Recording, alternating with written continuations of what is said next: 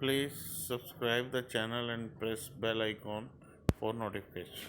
More than 30 biotech and pharmaceutical companies around the world are racing to develop a safe COVID-19 vaccine. Investors, public health specialists, and other experts are watching closely to see which company gains regulatory approval first. But there's a big question lingering over the process. How do we balance safety with speed? Because of the urgency of the pandemic, the White House has launched Operation Warp Speed, which provides funding and other assistance to help companies speed up the development and distribution process. Under this program, the White House has chosen 5 different vaccine candidates to fast track. 4 of the 5 candidates are being developed by seasoned companies, such as Pfizer, AstraZeneca, Merck, and Johnson & Johnson. The only newcomer on the list? Moderna, which is one of the most promising COVID vaccine creators, has already started phase 3 trials late last month. We're putting our bets behind Moderna. Shares of Moderna are swinging this morning. You sell Moderna, you buy Gilead. If Moderna can do it, you know that we're going higher. Moderna was founded 10 years ago and has yet to bring a product to market. But its new approach to a vaccine have many people hopeful for an alternative, viable candidate during the pandemic. Here's where the high-stakes race for a coronavirus vaccine stands.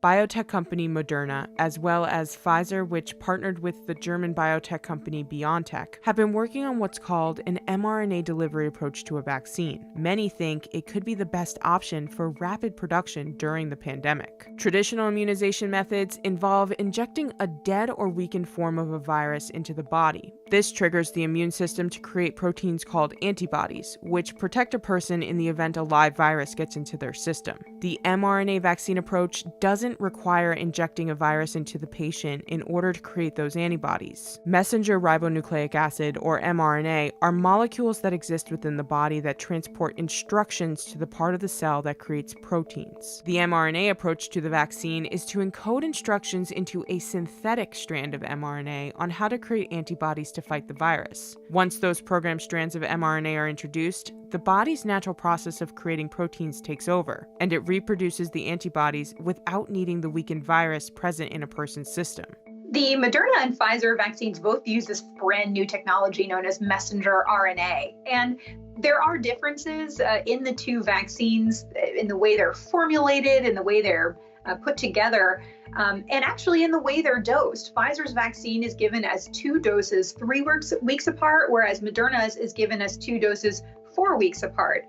Now, from the outside, these vaccines are going to look very, very similar, except in that dosing regimen. But because there are these small differences in the way they're made and designed, they could work differently in different populations. This new approach to a vaccine has never been approved by any world regulatory body. There are some advantages to the mRNA approach. Because the vaccine doesn't contain a virus, the participant can't get infected by the vaccine, which is a risk for traditional immunization methods. The mRNA vaccine would also be easier to manufacture. Traditional vaccines that use a dead or weakened form of the virus must be grown inside live cells. The production of these vaccines is slower. For example, the most common way for the flu vaccine to be manufactured at Please subscribe the channel and press bell icon for notifications. Scale is to grow the vaccine's viruses within fertilized hen eggs. Those eggs are incubated for several days to allow the viruses to replicate. The viruses are then killed, purified, and go through extensive quality testing before distribution. You're not dealing with any live virus. So issues relative to containing the virus don't exist. It is a streamlined process. It's new, so you're not dealing with legacy manufacturing issues, and it's quicker. So you can manufacture quicker, higher quality, and to a global scale, which is exactly what we need. The only questions are, these are new technologies. We're still learning how to do it exactly right. And I'm convinced that there won't be any vaccine on the market that has not done it exactly right, because the only thing worse than no vaccine is a vaccine that is either not efficacious or unsafe. That's not permissible.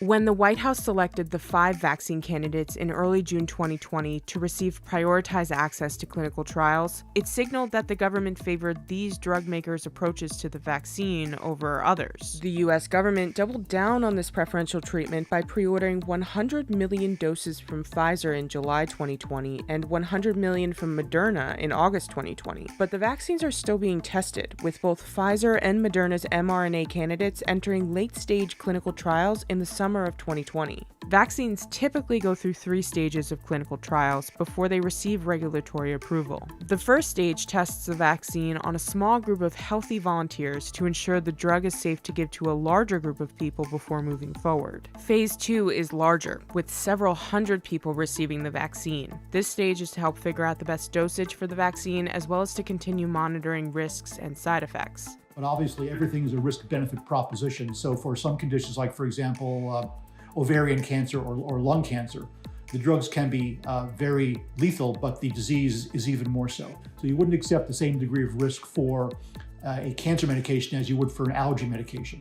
Phase 3 studies are conducted on thousands of people. During the third stage of a study, researchers are monitoring for safety as well as how effective the vaccine is. Moderna's Phase 3 study involves around 30,000 participants across 89 sites in the United States. Half of them will receive the vaccine while the other half receive a placebo. A placebo is a drug that is made with inactive ingredients, so it will not have any real effect on the patient's health. The trial is a double-blind study, meaning neither the candidates nor the researchers know who received the placebo and who received the vaccine in order to prevent bias. Phase 3 trials typically last anywhere from 1 to 3 years, but the pandemic has led to the studies being fast-tracked. We anticipate our base plan for efficacy for the first interim readout to be in November. That's our base plan. Our best plan is October. I think it's unlikely, but it's possible. And if the infection rate in the country was to slow down in the next weeks, it could potentially be pushed out as a worst case scenario, I would say, December. Part of what's extraordinary about this process is everything has been shrunken. It is unheard of in vaccine history to go from the development of the vaccine into phase 1, 2, 3 trials within a span of, what has it been, like less than 6 months at this point. People always ask me, who's going to win the race? Who's going to be first? And here's my answer. I don't care. I just want a safe and efficacious vaccine as quickly as possible that passes the appropriate regulatory and scientific muster. It doesn't necessarily matter who gets to the finish line first on a vaccine, because the supply of the vaccine will be so limited at the beginning that it's not a winner-take-all situation here.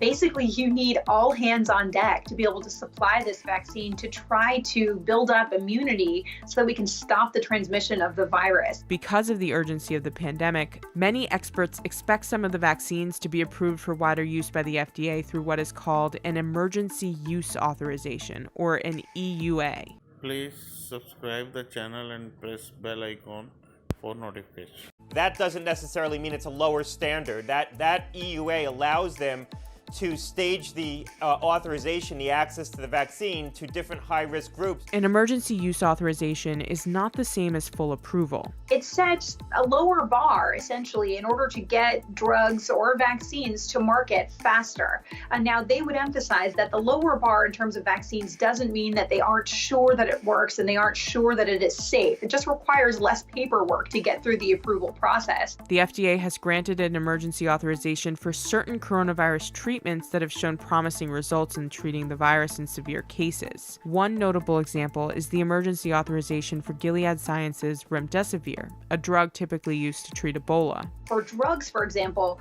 the threshold for getting an EUA is to prove that there may be benefit of using the drug that outweighs any risks. Vaccines have a higher bar because they're given to healthy people. So where you're using a drug to treat somebody who is already sick, there might be more of a tolerance for risk there. With vaccines, the tolerance for risk is very low. They have to be extremely safe. You can't cause problems with vaccines when you're trying to prevent problems in healthy people. The FDA announced in late August 2020 that it was considering fast-tracking a vaccine before phase 3 trials are completed. Soon after the announcement, 9 CEOs of major biotech and pharmaceutical companies working on vaccines pledged to only submit for approval or an emergency use authorization after demonstrating safety and efficacy through a phase 3 study. Operation Warp Speed makes some people concerned that speed is the main goal here in developing vaccines. And speed is a goal in developing vaccines, but folks involved in the process emphasize that proving that these vaccines actually work and that they are safe is the foremost consideration here. Reuters has reported that Moderna has been, quote, squabbling with U.S. scientists during the regulatory process. Moderna is showing that it's got problems understanding how to work with the FDA. And I'm not present at these meetings, but the press has been that Moderna is arguing with the FDA over a number of different issues, scientific issues.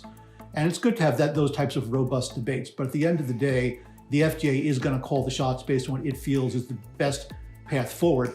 And Moderna, while it's free, of course, to do whatever it feels is the best thing for it to do as a company, will ultimately have to let the FDA make its decision. So, early arguments are oftentimes a harbinger of problems to come a bit later. A company that is bringing its first product through the FDA approval process, this product happens to be a vaccine to try to help stop a pandemic. There are going to be a lot of questions there, and we're watching a relatively young company, a relatively unproven company, figure this out in real time. A lot of times there are bumps in this road, but the world isn't watching them. Moderna is trying to go as fast as possible. The FDA is also trying to go as fast as possible, but they need to work out exactly how to go as fast as possible while also ensuring the highest degree of safety and getting the best data. And so while that report came out a few months ago, I haven't heard as many rumblings about potential disagreements between Moderna and regulators recently. When asked for comment on the report, a Moderna spokesperson told CNBC, "We are focused on our goal of producing a safe and effective vaccine expeditiously and rely on several important collaborations in reaching our objectives. On any given day, we have many different interactions between Moderna and representatives of the US and other governments as we work together to successfully respond to the pandemic."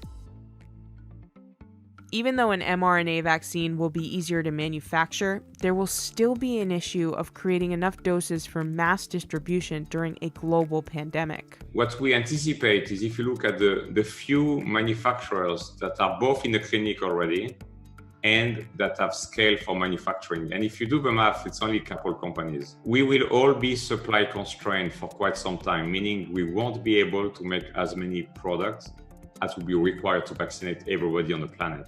In order to speed up the process and make sure vaccines are immediately available after approval, many companies are manufacturing doses before the clinical trials are completed. This process is called manufacturing at risk. You're manufacturing tens and hundreds of millions of doses with the hope that once their product gets approved, they'll be that much further ahead of the game and we can begin inoculating people sooner in the proposition. However, if their programs do fail, and some will, all the doses that they manufactured will have to be destroyed. And that's an extremely expensive proposition. So one of the things that Operation Warp Please subscribe the channel and press bell icon for notifications. Speed does is it cushions that fall a little bit. It allows everybody to be smart and also more aggressive. And that's what we need to really defeat this virus in warp speed. Since there will be a limited amount of vaccine doses at first, the distribution process must be more selective. I like to make the analogy, an emergency room doctor doesn't go to everyone waiting and say, all right, I'm giving everyone 5 minutes equally. No, they look at who's having the most severe health problems, who's got the heart attack. They focus the attention there. And that should be the same approach with the vaccine. Where can the vaccine do the most in terms of saving lives initially? And then once you've saved a lot of lives and you've reduced the mortality rate, where can it do the most to reduce the adverse economic impacts of COVID? Those are the two primary considerations in distributing a vaccine among countries. More than 170 countries are in talks to participate in the World Health Organization's global effort called the COVID-19 Vaccines Global Access, or COVAX facility. The goal of the program is to speed up vaccine development, ensure all countries have access to the vaccine, and distribute doses to the highest risk population within each country. The White House announced on September 1st, 2020 that the U.S. does not plan to join the initiative, a move which has experts concerned. Vaccine nationalism, it's called, keeping the vaccine for my country, is a natural response. Governments are responsible for the freedom and well-being of their citizens, but there's a limit to what they should do, and there's also some obligation to the world. The consistent message through all my experiences has been, An outbreak anywhere is an outbreak everywhere. I think it's narrow-minded for us to go back to looking at this as a nationalistic approach, because you can't with infectious diseases. They do not care what border they're in. They don't need a passport. It is in our benefit to ensure that the rest of the world continues to get the vaccine, access to the successful vaccine, and that the rest of the world is protected, because we live in this world. Until we can get this vaccine to every corner, or vaccines to every corner of the world, we can't really go back to normalcy. It's also possible that an American company may not develop the vaccine first. If a country involved in the COVAX facility develops an effective vaccine, the U.S. could be excluded from the coordinated effort to distribute it equitably. So, what will a post-vaccine world look like? The head scientist of Operation Warp Speed, Dr. Monsef Salawi, said in early September 2020 that he expects there will be enough doses to vaccinate 20 to 25 million Americans by the end of 2020. I think it's possible that we'll see a vaccine broadly available towards the end of the first quarter of 2021, but it's clearly going to slip into 2021. I do not think you're going to see a vaccine licensed by the FDA, get a biologics license application for broad distribution in 2020. I think you're likely to see a staged authorization where incremental groups are getting access to the vaccine through the end of this year, assuming that they work and that they're demonstrated to be safe and effective. That means that there's going to be a period of time between now and next summer where our reality stays about the same. We don't know what's going to happen with the virus itself, but I don't think that I see a lot changing. I hope that what we find is a better balance in which we continue to take the mitigation measures, so we don't have to take more extreme measures such as lockdown. As long as we find that in-between space where we can operate businesses, where we can keep the community transmission down enough to continue, pursuing colleges, schools, and a huge part of this is going to be keeping the numbers down. There's concern among public health experts that distrust of vaccinations could hinder achieving herd immunity. And unfortunately, one of the groups that is most suspicious of the government are communities of color, for lots of reasons, but there is suspicion. And these are the same communities that have higher rates of infection. So it's the perfect storm of problems here. There'll be a question of whether or not we need to continue vaccinating the population. And does this coronavirus, the SARS-CoV-2 become like the flu, where we need to, or pneumovax, where we need to continue vaccinating every year or every other year? And what would that mean in terms of continuing to maintain that herd immunity? So those are some of the things to think about in terms of normal. The question of whether or not we go back to normal, well, it will depend on where you live in 2021.